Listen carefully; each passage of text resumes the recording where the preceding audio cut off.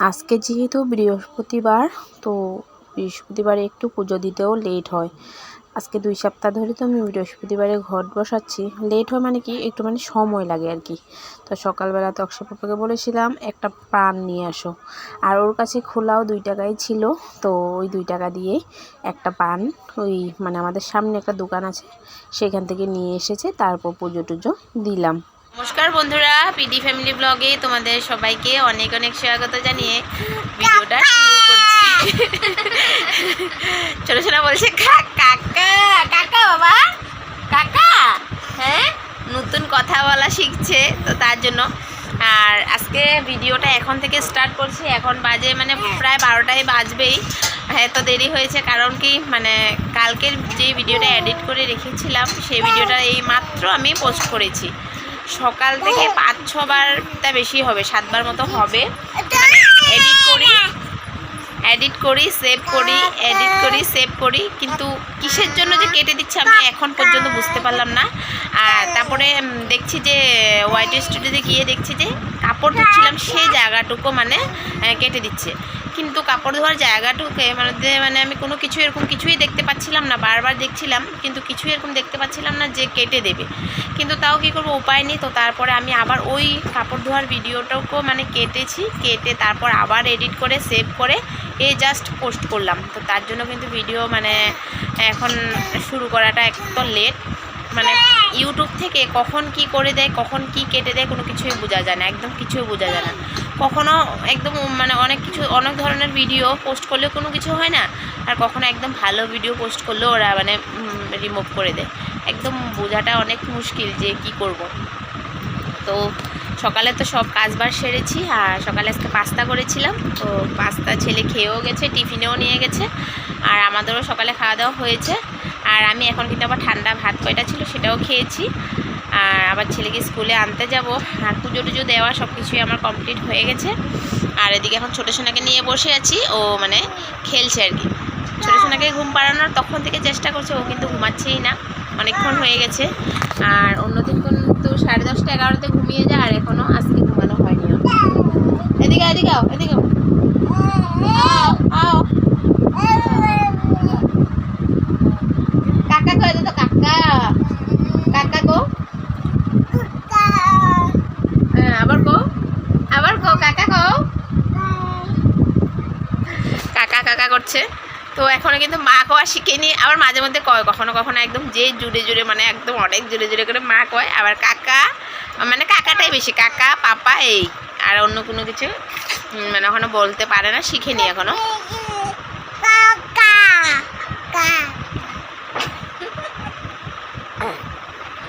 কও কাকা কও, পড়ে যাবা বাবা, পড়বা। তো চলো তোমাদের সাথে শেয়ার করি আমার পুজো দেওয়াটা। এদিকে দেখো পুজো দিয়ে দিয়েছি, আর পুজো দেওয়াটা কিন্তু আমার অনেকক্ষণ হয়েছে, অনেকক্ষণ আগে পুজো দিয়েছি। এই যে দেখো, আজকে যেহেতু বৃহস্পতিবার লক্ষ্মীর ঘটও বসালাম, আর লক্ষ্মীর ঘটটা বসিয়েছি। এদিকে সব কিছু দিয়ে সুন্দর করে গুছিয়ে গেছে, পুজো দিলাম। আর বেশি ফুল হলে কিন্তু পুজো দিতে সবসময় বেশি ভালো লাগে, মানে আসনটা একটা ভরা ভরা লাগে, আর যখন ফুল থাকে না তখন কিন্তু একদম ভালো লাগে না। তো এদিকে দেখো মা দুর্গার আসনটাকেও খুব সুন্দর করে সাজিয়ে গুছিয়ে পুজোটা দিয়ে দিয়েছি। পুজো দেওয়া কিন্তু আমার অনেকক্ষণ আগেই হয়ে গেছে। সারাদিন আমি কি করি কি না, তো কিছু কিছু তোমাদের সাথে শেয়ার করব। তো তোমরা প্লিজ দেখো, স্কিপ না করে ফুল ওয়াচ করে দিও। আর এমনিও আমার ভিডিও কিন্তু অনেক ছোটো বানাই, যাতে কেউ স্কিপ না করে, বড় ভিডিও হলে স্কিপ করে দেয়। তো ভাবলাম যে না, আমি কিন্তু সবসময় দেখবে 10 মিনিটের ভিতরে ভিডিও রাখার চেষ্টা করি, কখনো 11-12 হয়ে যায় আর কি। তো চলো তোমরা দেখতে থাকো। তারপর দেখো, এদিকে আমি এসেছি বাসন নেওয়ার জন্য। সকালবেলা যে বাসন টাসনগুলো ধুয়ে রেখেছিলাম সেগুলো ওই রোদের মধ্যে শুকাতে দিয়েছিলাম, ওই ক্যাসকেসিটার উপরে। তো আমি সবসময় কিন্তু এরকম বাসন ক্যাসকেসির উপরে শুকাতে দিয়ে দিই, বা ক্যাসকেসির উপরে ওই বাসনের ঝুড়ি রেখে শুকাতে দিই। রোদের মধ্যে বাসন শুকালে একদম সুন্দর কিন্তু হয়, আর কোনো জলের ফোঁটা ফোঁটা দাগও থাকে না, খুব ভালো লাগে ওইভাবে বাসনগুলো র্যাগের মধ্যে নিয়ে গোছাতে। তারপর ছোটো সোনাই প্যান্টটাতে শি করেছিল, তো স্রাফের জল কিন্তু আমি ফালাই না, যে কাপড় টাপড় যে ধুই স্রাফের জলটা আমি রেখে দিই, জানি একটু পরে পরে প্যান্ট বার হবে, শি করবে, ওই জলের মধ্যে চুবিয়ে তারপর ভালো জল দিয়ে ধুয়ে মেলে দিলাম। তো এইভাবেই সবসময় কিন্তু আমি স্রাপের জল বালতিতে রেখেই দিই, কিন্তু আমি জানি সারাদিন আমার এই জলের দরকার হবে। তো আর যেহেতু করে প্যান্ট কিন্তু এত নোংরা হয় না, কোনো দাগি টাগি কিছু নেই, শুধু মানে করে, তো তার জন্য সাবান টাবান দিতে হয় না, হালকা এই জলে চুবিয়ে মেলে দিলে হয়ে যায়। তো এদিকে দেখো বাসনগুলো নিয়ে নিচ্ছি, এগুলো নিয়ে ঘরে গুছিয়ে রাখবো। তো একটু পরে আবার ছেলেকে আনতে যাব স্কুলে, তো ভাবলাম এই বাসনগুলো উঠিয়ে রেখে যাই। স্কুল থেকে আসার পর শরীরটা এত ক্লান্তি লাগে জানো তো, একদম ভালোই লাগে না। আসার পর ইচ্ছে করে একটু চুপচাপ বসে থাকি, কিন্তু এসেই ছোট সোনাকে ধরতে হয়, কারণ ও তো আমাকে ছাড়া অনেক টাইম থাকে। তো তার জন্য আজকে বৃহস্পতিবারে সব ঠাকুরের কাপড় চেঞ্জ করেছি। তো ওইদিকে ঠাকুরের মানে কাপড় টাপড়গুলো ধুয়ে মেলে রেখেছি, বেড়ার মধ্যে শুকাতে দিয়েছি। মা দুর্গার কাপড়, লক্ষ্মীমার কাপড়, গুরুদেবের কাপড়, সব কাপড় ধুয়ে দিয়েছি। প্রত্যেক বৃহস্পতিবারেই কিন্তু আমি ঠাকুরের কাপড় চেঞ্জ করি।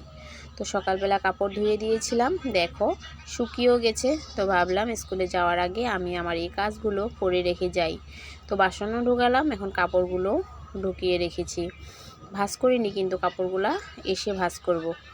তারপর কালকে দেখো এই মানে এক প্যাকেট, মানে কি বলবো, প্যাকেট বলবো না কি বলবো বুঝতে পারছি না। তো এই 6টা এসে মানে আচার তকসবাবা এনেছে। তো এক তো এই আচারগুলো কিন্তু মানে একই টেস্টের, মানে দুইটা দুইটা করে। তো 3 রকমের আছে এখানে, 6টা এক রকমের, মানে 2 ডিব্বা করে। এগুলো এমনি খোলা কিনতে গেলে একটা কিন্তু 10 টাকা করে নেয়, দাম লেখাই আছে এটার মধ্যে। আর তো ও একসাথে 6টা যেহেতু এনেছে, এক প্যাকেট নিয়ে এসেছে, তো তার জন্য এগুলো 8 টাকা করে রেখেছে।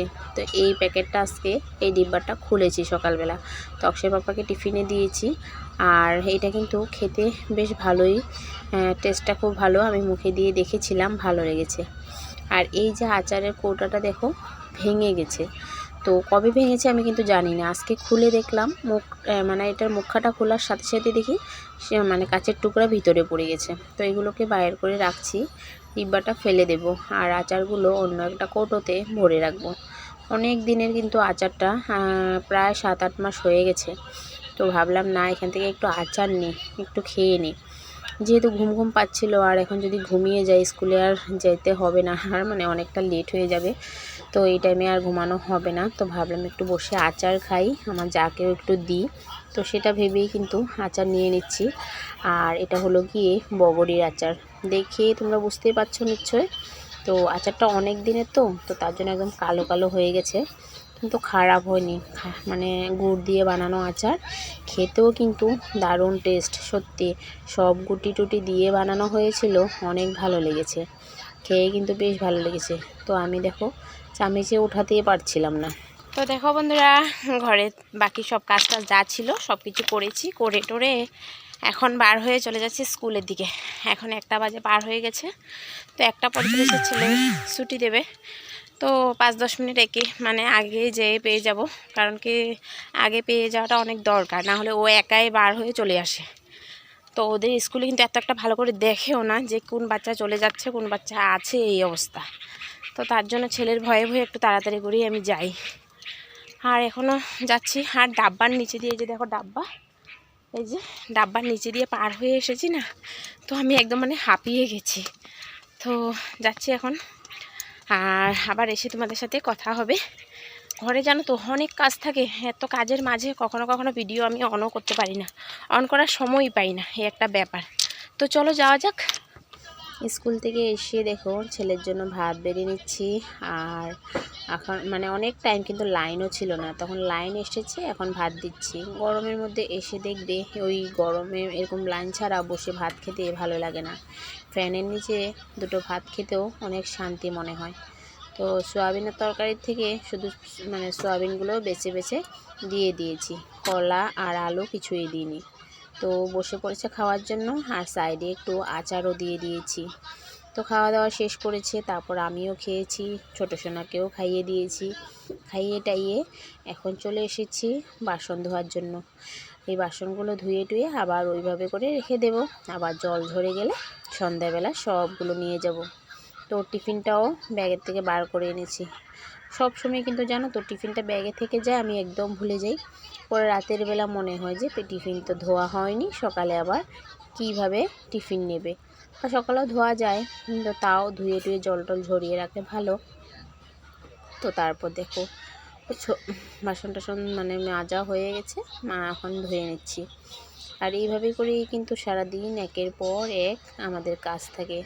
আমার বলে না, সব গৃহিণীদেরই এই কাজ, যারা মানে হাউস ওয়াইফ সবারই কিন্তু একই ধরনের কাজ থাকে, কারো কম কারো বেশি, এইটাই পার্থক্য।